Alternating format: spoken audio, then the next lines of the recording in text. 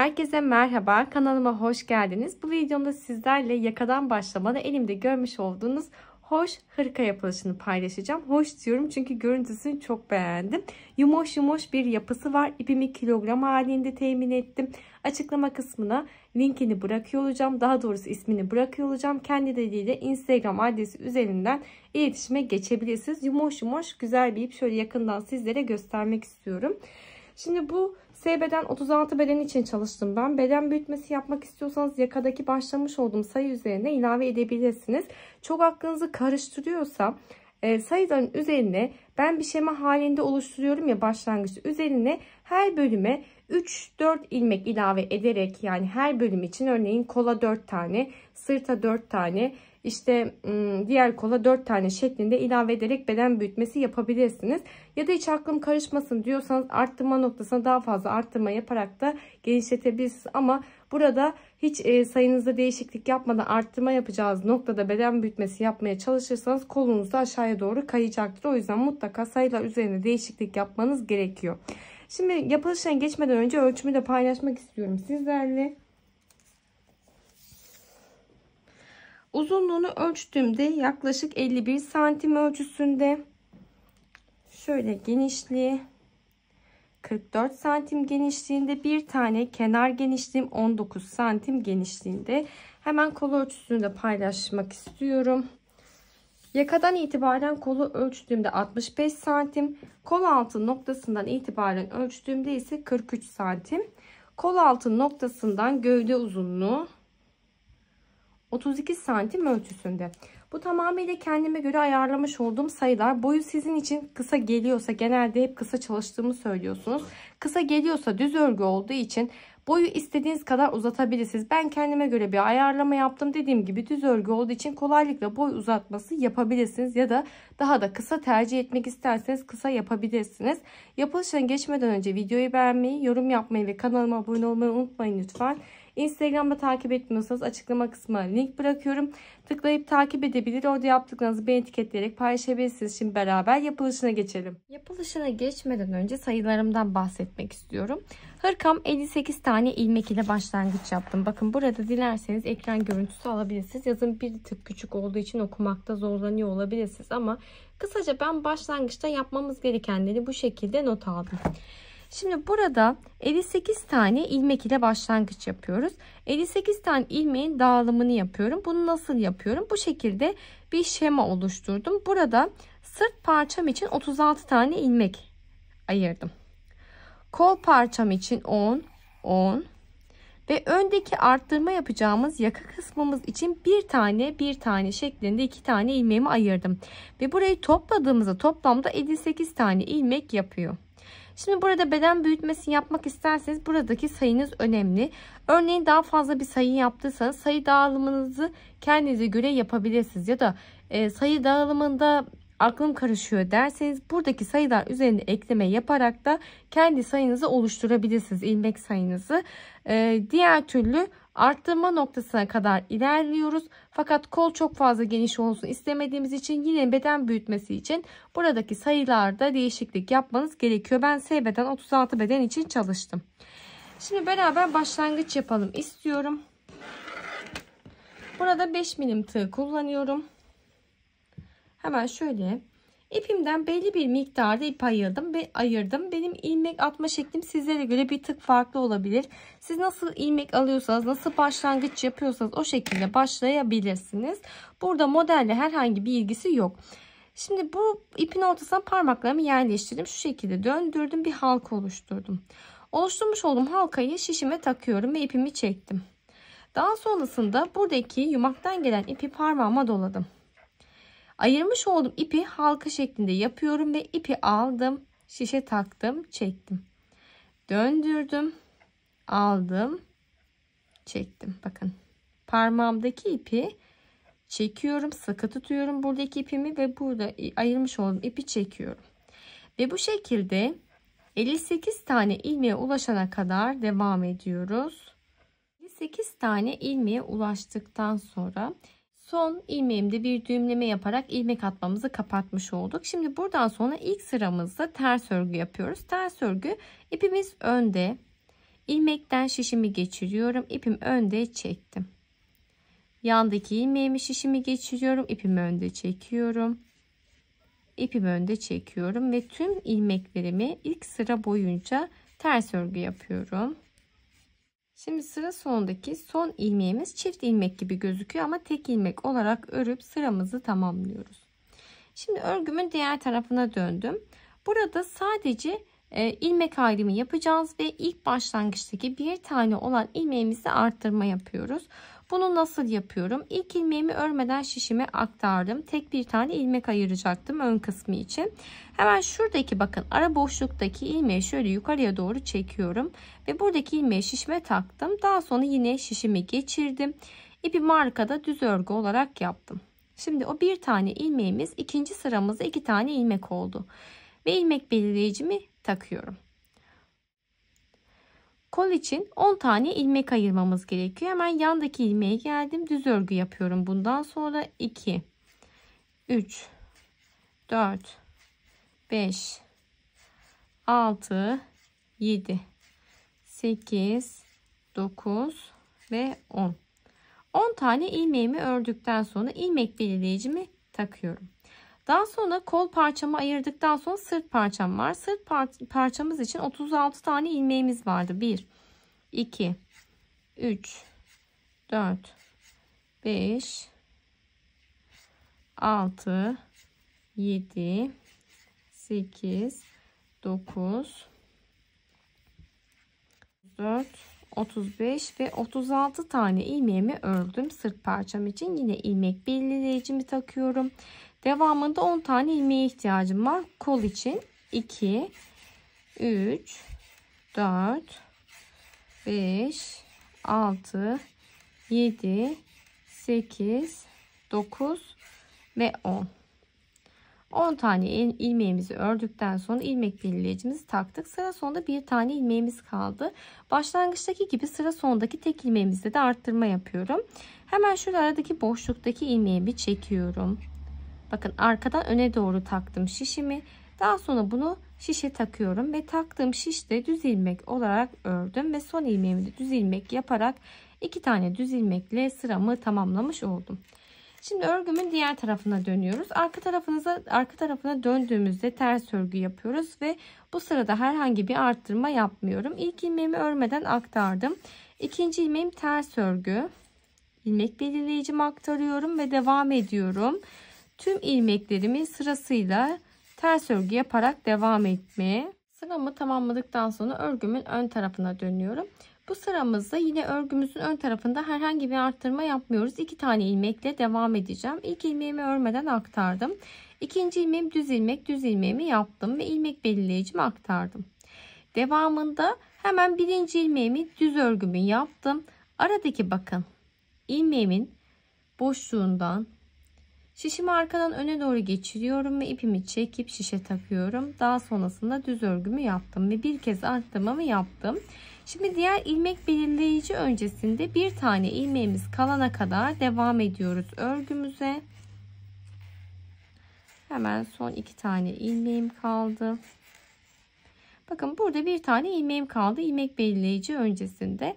Hemen şöyle baktığımızda aradaki boşluktan ilmeğimizi çıkartıyoruz. Daha sonra bunu şişe taktık. Takmış olduğum ilmeğimi düz örgü yaptım ve arttırmamı yaptım.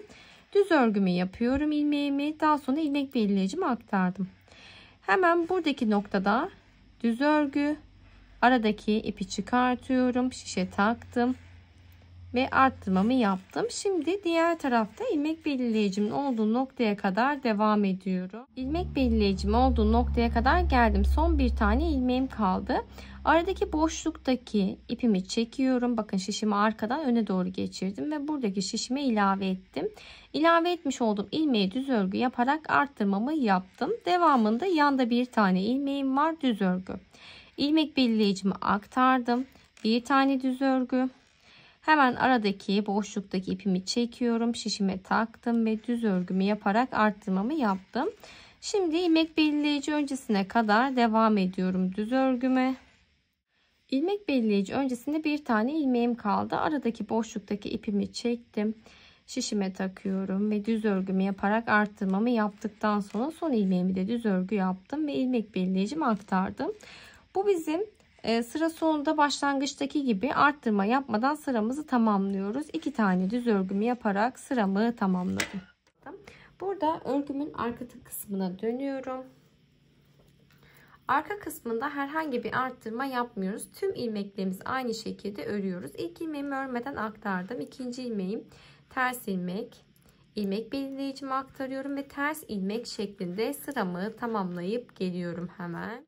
Şimdi sıramı tamamladım. Örgümün ön tarafındayım. Ön tarafında bu noktadan itibaren başlangıçtaki 2 tane ilmeğimizi de, yani ilk başlangıçtaki ilmeklerimizde de arttırma yaparak devam edeceğiz. İlk ilmeğimi, şişimi geçiriyorum. Düz örgümü yaptım. Daha sonra aradaki bakın ipimi, 2 tane ilmeğin arasındaki ipimden şöyle şişimi geçirdim, çıkardım ve şişe takıyorum. Takmış olduğum ilmekten yine şişimi geçirdim ve düz örgü olarak örme işlemi yaptım. Daha sonra yandaki ilmeğe geldim, düz örgümü yaptım. 2 tane ilmeğim 3 ilmek oldu. Bir tane arttırmamızı yapmış olduk. İlmek belirleyicimi aktardım. Devamındaki ilmeğimi düz örgü olarak ördüm. Aradan bakın bir tane ilmek ördükten sonra aradan şöyle ben ilmek alma şeklim sizlere göre farklı olduğu için arkadan öne doğru çıkartıyorum. Siz önden de takarak yapabilirsiniz ilmek alma şeklinize göre, ya da benim gibi arkadan şöyle tığınızı, şişinizi geçiriyorsunuz. Taktık, ilave ettik. Daha sonrasında yine şişimi geçiriyorum. Düz örgümü yaptım ve devam ediyorum. İlmek belirleyicimin öncesinde bir tane ilmek kalana kadar. İlmek belirleyici öncesinde bir tane ilmeğim var. Şimdi 3. arttırmamızı yapıyoruz. Yine arada bakın ilmeğimin önündeki boşluktan ilmeğimi çıkartıyorum. Şişe taktım. Takmış olduğum ilmekten şişimi geçiriyorum ve ipimi arkada düz ilmek olarak örme işlemi yaptım. Sonraki ilmeğimi de düz örgü yaptım ve ilmek belirleyicimi aktardım. Şimdi burada sırt parçamıza gelmiş olduk. Düz örgümü yapıyorum bir tane. Devamında aradaki ilmeği çıkartıyorum. Şişime taktım. Şişimi geçiriyorum ve ipimi arkada düz örgü olarak çekiyorum. Daha sonrasında düz örgüme yine ilmek belirleyici öncesinde bir tane ilmek kalana kadar devam ediyorum. İlmek belirleyici öncesinde bir tane ilmeğim var. Hemen aradaki boşluktan şişimi arkadan öne doğru geçirdim. Bir ilmek çıkartıyorum ve çıkarmış olduğum ilmeğe şişe taktım. Tekrardan aynı ilmekten şişimi geçiriyorum ve bir tane artırmamı yapmış oldum. Devamındaki ilmeğimi de düz örgü yaptım. İlmek belirleyicimi aktarıyorum. Şimdi sırtı tamamladıktan sonra kol parçamıza geldik. Bir tane düz örgümü yaptım. İlmeğimi çıkartıyorum. Aradan bakın şişe taktım ve örme işlemimi yapıyorum. Devamında yine ilmek belirleyici öncesinde bir tane ilmek kalana kadar devam ediyorum. İlmek belirleyici öncesinde bir tane ilmeğim kaldı. Boşluktan tığımı geçiriyorum. İpimi çıkartıp şişime taktım. Takmış olduğum ilmeğimden şişimi geçiriyorum ve ipimi arkada düz örgü olarak ördüm. Daha sonra sıradaki ilmeğimi de düz örgü yapıyorum. İlmek belirleyicimi aktardım. Bir tane düz ilmek. Devamında 2 ilmeğin arasındaki, şimdi şuradan şöyle öncelikle genişletiyorum. İpimi çıkartıyorum. Şişe taktım. Ve devamında düz örgümü yaptım ve son ilmeğimi de düz örgü yapıp 3 tane ilmeğe ulaşıyorum. Şimdi saydığımızda kaç kez arttırma yapmış olduk? Başlangıçta yaptım 1 tane, 2, 3, 4, 5, 6, 7 ve sonda 8 tane arttırma yapmış olduk. Şimdi örgümün arka tarafına döndüğümüzde herhangi bir eksiltme veya arttırma yapmıyoruz. Ve burada ilk ilmeğimden şişimi geçiriyorum. Ters örgü. Yandaki ilmeğe geldim. Ters örgü. Yandaki ilmeğe geldim. Ters örgü şeklinde devam ediyorum. Sıra sonuna kadar. Örgümün ön tarafına döndüm. Bir kez daha beraber arttırma yapalım istiyorum. Devamında hep aynı şekilde devam ediyoruz. İlk ilmeklerimizi normalde örmeden aktarıyorum. Ama burada sürekli arttırma yaptığımız için örme işlemi yapıyorum. İlk ilmeğimi düz örgümü yaptım. İkinci ilmek düz ilmek. İlmek belirleyici öncesindeki bir tane ilmeğimiz kaldığında Aradaki boşluktan ilmeği çıkartıyorum. Şişe taktım ve düz örgü olarak yaptım. Daha sonra yandaki ilmeğe geldim. Düz örgü. İlmek belirleyicimi aktarıyorum. Bir tane düz örgü.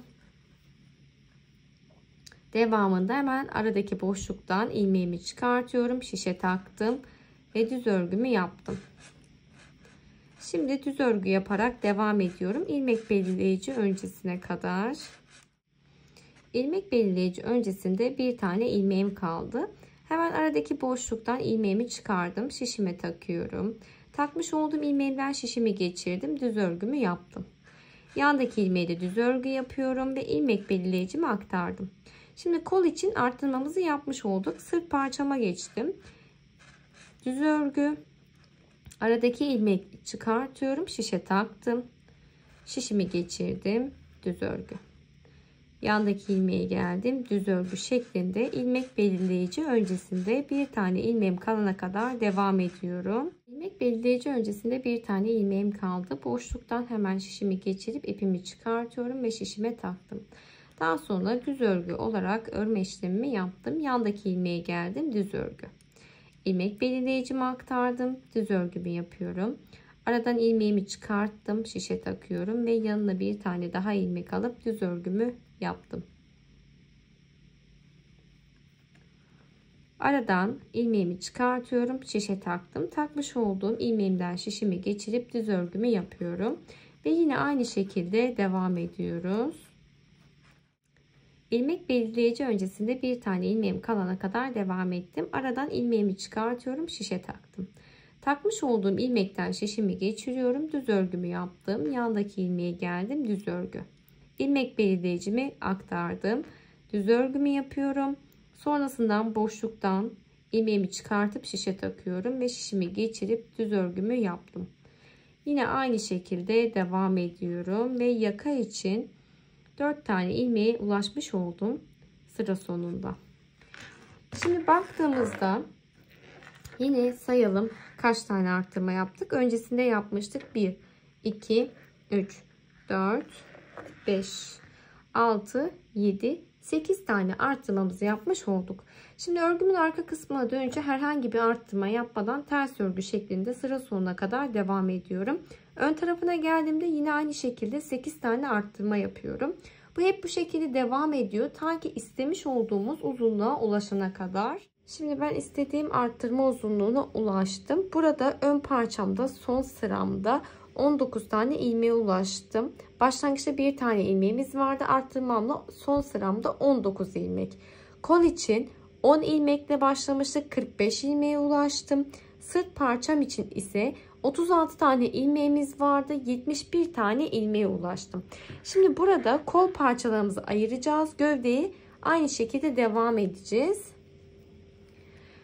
Örgümün ön tarafında olduğum için ilk ilmeğim düz örgü ve devam ediyorum ilmek belirleyicimin olduğu noktaya kadar.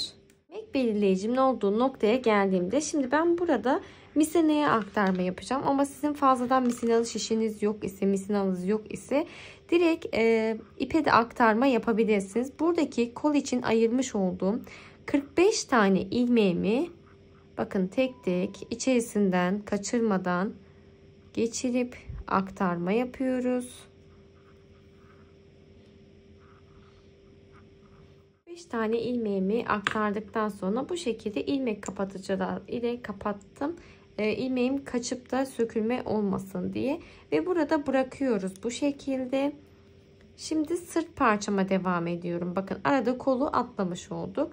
Hemen ilk ilmeğimiz düz ilmek. Örgümüzün ön tarafında olduğumuz için diğer kolun olduğu noktaya kadar düz örgümüze devam edelim. İlmek belirleyicimin olduğu noktaya kadar geldim. Şimdi buradaki 45 tane kol için olan ilmeğimizi de yine aynı şekilde aktarıyoruz. Buradaki kol aktarımını da yaptıktan sonra ön parçama doğru devam ediyorum. Hemen ilk ilmeğimden şişimi geçirdim. Düz ilmek olarak ördüm ve devam ettim sıra sonuna kadar. Sıra sonuna kadar devam edip sıramı tamamladım. Şöyle bir göstermek istiyorum sizlere. Bakın burada kolları açık bir şekilde bıraktık. Gövdeyi tamamladıktan sonra kolu ilmeklerimizi şişimizi ilave edip kolun örme işlemini yapacağız. Şimdi örgümün ön tarafına düz örgü yaptım. Arka tarafına ters örgü şeklinde devam ediyorum. Artık sadece gövde parçamız düz bir şekilde devam ediyor. Ta ki istemiş olduğumuz uzunluğa ulaşana kadar. Şimdi gövde için istenilen uzunluğa ulaştım. Burada mutlaka bir deneme yapıp kendinize göre boyutunu büyütebilir ya da kısaltabilirsiniz. Ben tamamıyla kendi sevdiğim boyutta yaptım. Genelde bana kısa olduğunu söylüyorsunuz. Bu noktada düz örgü olduğu için istediğiniz boyuta ulaşana kadar rahatlıkla devam edebilirsiniz. Şimdi burada ne yapıyoruz? İstediğimiz boyuta ulaştıktan sonra lastik yaparak bitireceğim. İlk ilmeğimden şişimi geçirdim. Düz örgü. İpimi öne aldım. Ters örgü. İpim arkada düz. İpim önde ters. İpim arkada düz. İpim önde ters. Bir düz, bir ters lastik yaparak sıra sonuna kadar devam edelim. Şimdi sıra sonuna kadar geldim. Sıra sonuna geldiğimizde ilk ilmeğim ters örgü olarak gözüküyor. Ters örgü. Düz örgü, düz örgü. Ters örgü, ters örgü. Düz örgü, düz örgü şeklinde devam ediyoruz. Burada bir alt sırada ne yaptıysak, yani ne görüyorsak onun aynısını yapıyoruz. Düz ilmeği, düz ilmek, ters ilmeği, ters ilmek şeklinde devam ediyoruz sıra sonuna kadar. Bu bizim ikinci sıramız. Yaklaşık 3 ya da 4 sıra boyunca lastik gidip kesme işlemi yapalım istiyorum. Lastik için 4 sıra boyunca gittim. Örgümün ön tarafındayım. Ön tarafında kesme işlemi yapacağız. İlmeklerimizi toparlayacağız. 2 tane ilmekten şişimi geçiriyorum. İpimi arkada tek seferde çektim. Çektiğim ilmeği şişe takıyorum. Yanına bir ilmek daha aldım. İkisini beraber çektim. Çekmiş olduğum ilmeği şişe ilave ediyorum. Yanına bir ilmek daha alıp ikisini beraber çekiyorum. Ve bu şekilde şişimde bir tane ilmek kalana kadar toparlamaya devam ediyorum. Sıra sonuna kadar geldim. Sıra sonunda şişimde bir tane ilmeğim kaldı. Hemen bir tane zincir çekiyoruz. Ve burada artık ipimizi keserek hırkamızın lastiği ve gövdesini tamamlamış olduk. Şimdi sıra geldi kolun başlangıcını yapmaya. Kolun başlangıcını beraber yapalım istiyorum. Çünkü kol altı noktasında fazla boşluk oluştuğu için ben birkaç tane ilmek ilave ederek başlangıç yapıyorum. Şimdi burada ipimi elime aldım. Şöyle bir düzeltiyorum. Bir tane zincir çektim. İlmeğimi bıraktım.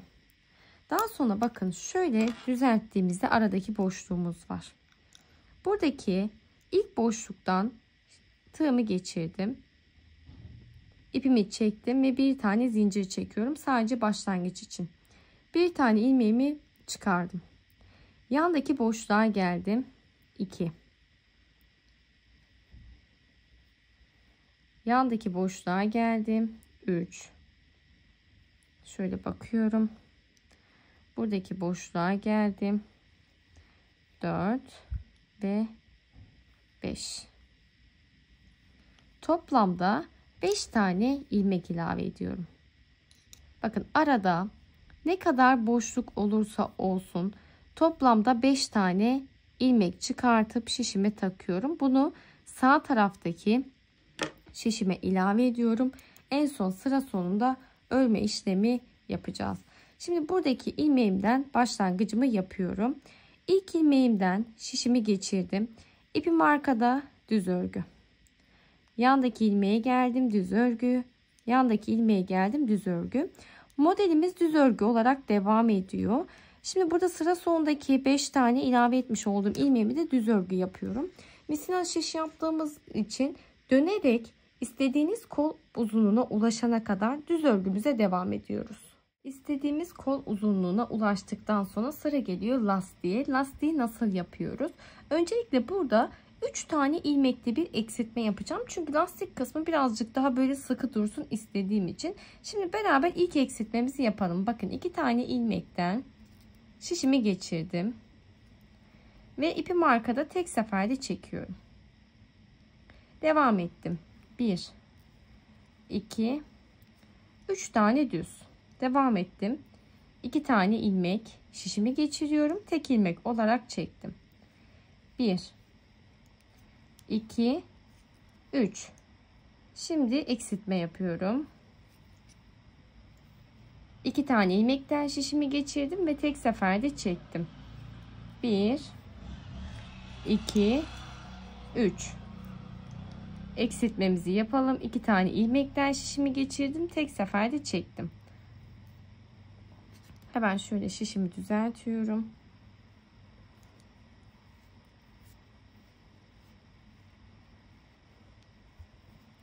En son eksiltmemizi yapmıştık. Devamında 3 tane düz örgüm var. 1 2 3. Daha sonrasında 2 tane ilmekten şişimi geçiriyorum ve tek seferde çekip eksiltme. 1 2 3 tane düz örgü, ipimi şişimi geçiriyorum. 2 tane ilmekten tek seferde eksiltme. Şimdi 3 tane. 1 2 3. 2 taneden şişimi geçiriyorum. Tek seferde çekip eksiltme. 1 2 3. 2 ilmekten şişimi geçiriyorum. Tek seferde çekip eksiltmemi yaptım. 1 2 3. Şimdi eksiltmemizi yapıyoruz. Tek seferde çektim. Devam ediyorum. 1 2 3 tane düz örgü çektim. 2 tane ilmeğimi tek seferde 1 2 3 ve 4. Sıra sonunda 4 tane ilmeğim kaldı. Onu da düz örgü yaparak tamamladım. Başlangıçta eksiltme yaparak başlamıştık. Bence yeterli ilmeğe ulaşmış olduk.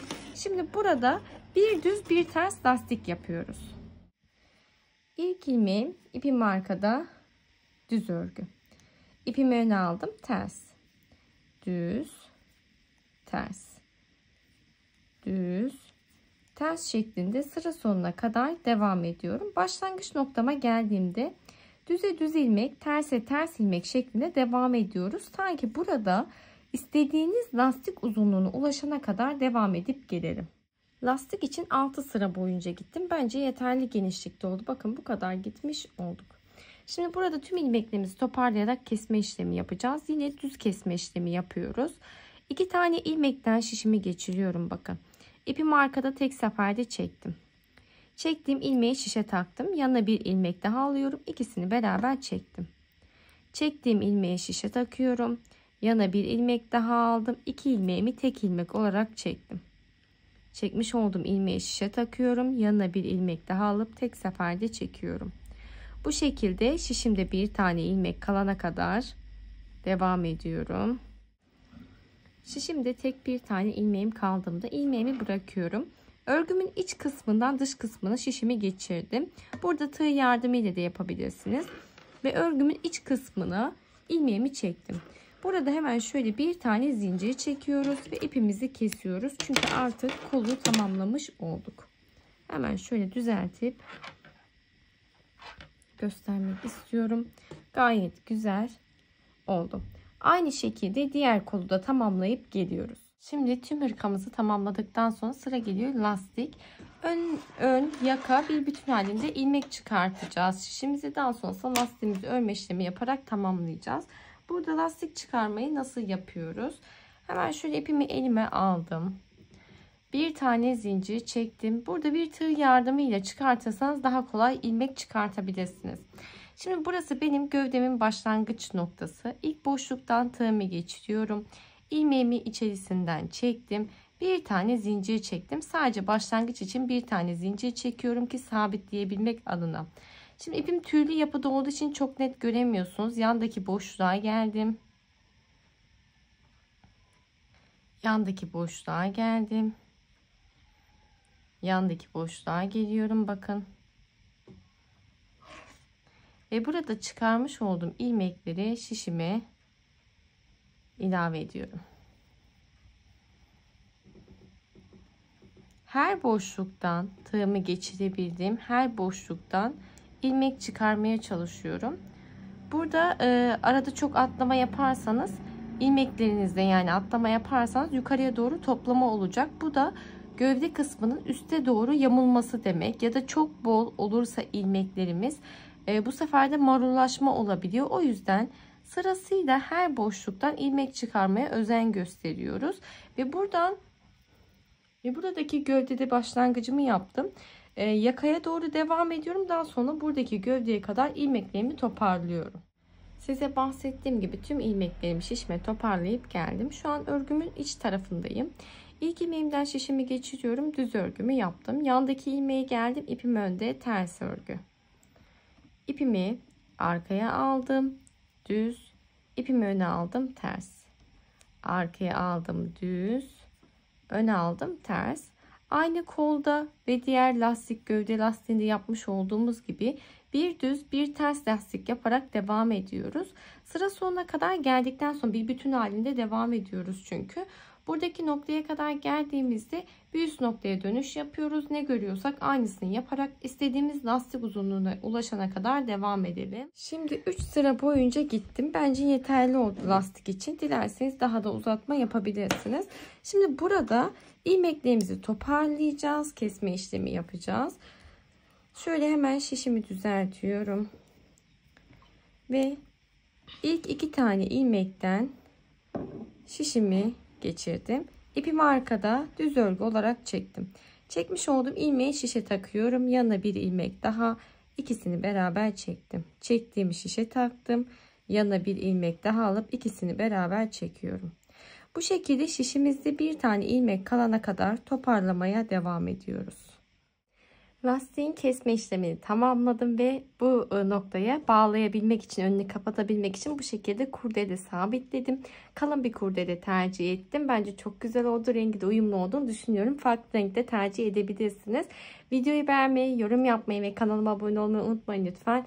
Bir sonraki videoda görüşmek üzere. Hoşça kalın.